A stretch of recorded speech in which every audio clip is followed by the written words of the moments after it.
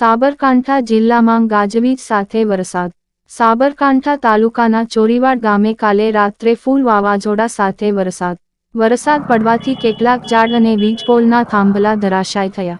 Vijaynagar Chorivad road પર ઝાડ પડવાથી ભારે ટ્રાફિક જામ। ઝાડ પડવાથી ચોરીવાડના સ્થાનિક લોકો દ્વારા ઝાડ કાપીને રસ્તો સાફ કરવામાં આવ્યો। વરસાદ પડવાથી ગરમીમાં રાહત મળી। Sabarkantha reporter Nawaz Khan R Pathan. At this time News Aida।